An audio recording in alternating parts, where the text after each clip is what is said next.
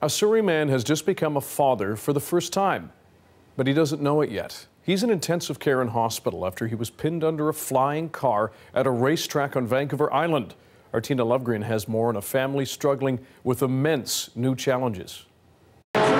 It was the usual loud weekend at the Saratoga Speedway, south of Campbell River. But things took an ugly turn.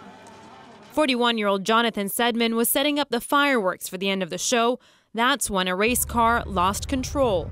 He was actually pinned underneath the race car. There was a bunch of racetrack drivers on scene that actually lifted the vehicle up to pull him out.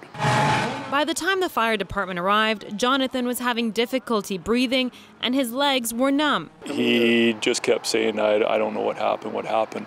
He was flown to Vancouver General Hospital on Saturday and remains there in the intensive care unit. He is heavily sedated. They've tried to lessen the sedation, but anytime that it's lessened, he basically responds with agitation, like he can tell he's in pain, he's not well. So then they pretty much have to put him back on the sedation. He has 5 broken ribs, a shattered pelvis, a broken hip, a ruptured bladder, and a small brain bleed. It doesn't look like him.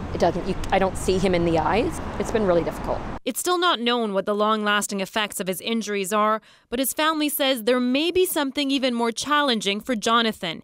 He missed the birth of his first child. For him not to be able to see the birth was pretty hard. His wife went into labor when she found out about the crash and gave birth to their son a month early. If it was stress or what it was, it's really hard to say. She gave birth at a different hospital miles away. It's 5 pounds, 12 ounces. There was some issues with feedings and they had to put an IV in for a while. An online fundraiser has started to help the family recover. Besides working in the family fireworks business, Jonathan was working full-time at Save On Foods. Saratoga Speedway is also hoping to help out.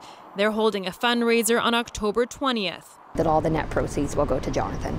While WorkSafe BC is investigating the crash, the family says it's focused on getting Jonathan back to health so he can meet his new bundle of joy. Tina Lovegreen, CBC News, Vancouver.